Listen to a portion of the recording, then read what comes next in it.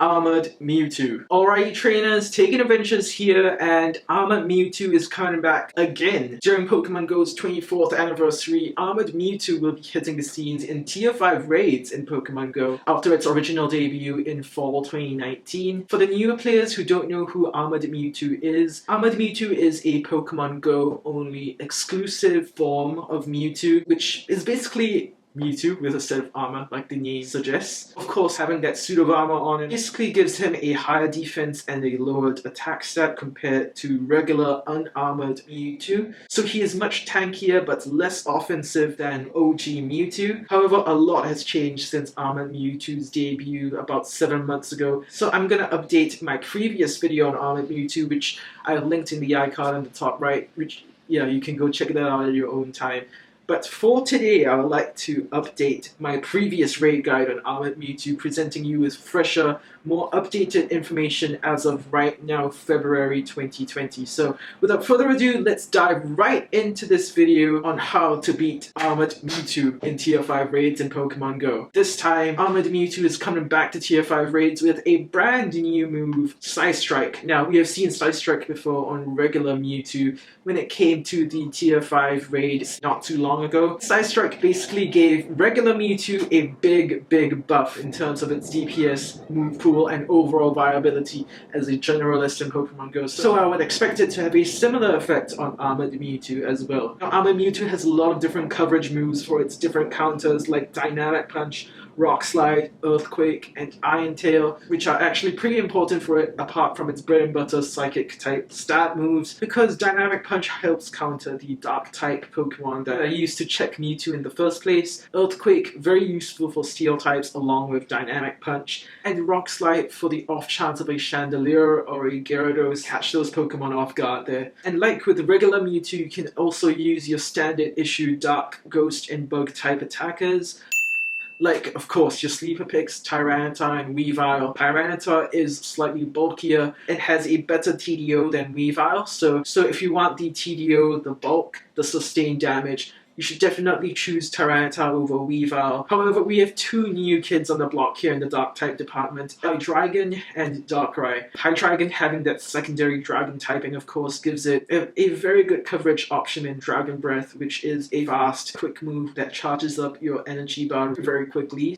In terms of DPS, Hydreigon with Bite and Dark Pulse actually outpaces Tyranitar with Bite and Crunch. So if you already have a Hydreigon in your inventory, go ahead and use it instead of using Tyranitar. I know not all of you have a Hydreigon with you right now. Now, of course, if you have a Darkrai with any combination of Dark and Ghost type moves, that too is really good on the DPS front, especially with Snarl as a quick move. Snarl is a very fast quick move. It also charges up your energy pretty quickly, which gives Darkrai a very huge edge on the DPS front right there. Now, of course, you want to send in your Dark types with caution, because those Dark types are weak to Armored Mewtwo's Dynamic Punch, especially Weavile, because Weavile is weak to both Dynamic Punch and Rock Slide. So Weavile would be your least preferred of all the Dark types. And in time, Darkrai and Hydreigon will replace Weavile as the new Dark type sleeper picks in Pokemon Go. Now, in terms of the Ghost type counters, Gengar and Giratina Origin form are your two sleeper picks as usual. The main difference between Giratina and Gengar would be the fact that Gengar is slightly more on the offensive end, dealing more DPS at a very crazy amount there, while Giratina is more on the bulky end and deals sustained damage, so it has really amazing TDO. But still, Giratina Origin is a pretty good substitute for Gengar due to its really consistent and reliable damage output, making both Giratina and Gengar really good ghost types to bring in on Armored Mewtwo. And now, of course, we have another new kid on the block, Chandelier, which just came during Halloween 2019. As for where it stands, it is pretty much a bulkier version of Gengar, although it doesn't have Lick like Gengar.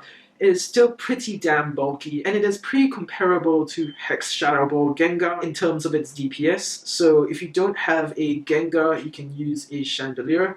If you don't have a Chandelier, because it's so new in Pokemon Go, you can use a Gengar. And just a minor precaution for the ghost types, be careful when sending your Gengars and Chandeliers on Earthquake and Rock Slide respectively because they both deal super effective damage on Gengar and Chandelure. Gengar is weak to Earthquake, while Chandelure is weak to both Rock Slide and Earthquake. Both Gengar and Chandelure are glass cannons, so they're very frail even though they have really good DPS. If you don't mind the fragility of a Gengar and a Chandelure, as long as you know the Armored Mewtwo you're facing is not an Earthquake or a Rock Slide Armored Mewtwo. Now in terms of the bug type counters, Volcarona is currently out of our reach because it has not yet been introduced into Pokemon Go, so for now you can actually use Pinsir and Scissor. Now Scissor has the slight upper hand here. Despite its lower attack stat, it actually has the additional Steel typing, which gives it a resistance to Armored Mewtwo's Psychic type attacks, as well as a neutrality to Dynamic Punch, a resistance to Rock Slide, and a neutrality to Earthquake. However, if you still like to use Pinsir because it has the higher attack stat, then go ahead, especially since Fury Cutter Pinsir is no longer a legacy moveset. Alright, so I briefly interrupt myself here because I want to give a shout out to a few honorable mentions that I didn't really want to include on this list of counters at first, but I think deserve a special shout out now that I think about it. The first honorable mention counter I want to give a shout out to is Alolan Muck with Snarl and Dark Pulse. It is a very bulky dark type attacker with pretty decent TDO, not as good as a Tyranitar, so that's why I hesitated to put it on the list to begin with. Not only that, it is weak to Armored Mewtwo's Earthquake, so you might want to be careful when sending in a Alolan Muck on Mewtwo here. Next we have Gyarados with Bite and Crunch. Gyarados, apart from not getting Stab on its Bite and Crunch, is actually weak to Rock Slide here, so not the most ideal when sending it in on Armored Mewtwo with Rock Slide. And last but not least, you can actually send in a Shadow Ball Mewtwo. I was originally quite hesitant to put it on this list because it is a very exclusive and rare, inaccessible Pokemon only available from Tier 5 raids or EX raids. I know it's a bit of an oddball for mirror matches to occur, but I mean, if it is usable, why not? Just putting it out there for anyone, who wants to use a Shadow Ball Mewtwo to counter an Armored Mewtwo. Anyway, moving on with the rest of the video. In terms of Armored Mewtwo's battle prowess, well, sad to say it's not very great, but in the Go Battle League it does really well in Ultra League, having a wide variety of coverage. Like I just said, it has Dynamic Punch for the Dark types and Steel types, of course Tyranitar being the big one, Earthquake for Steel types. It has Psystrike just for sheer damage, and having access to Confusion gives Armored Mewtwo a very reliable stab fast move, which it can just spam on any fighting types that it sees, especially Machamp, Lucario. Those are very common in Ultra League. Well, Lucario being a Steel type does provide it a resistance to Psychic type attacks that is actually effectively neutral to Confusion, but there's basically no need to worry because Armored Mewtwo does get Earthquake for the Steel type, so it does counter Lucario in that way. Armored Mewtwo with its tankiness is a very viable asset, especially in Ultra League. Currently it is impossible to get an Armored Mewtwo below the 1500 CP mark,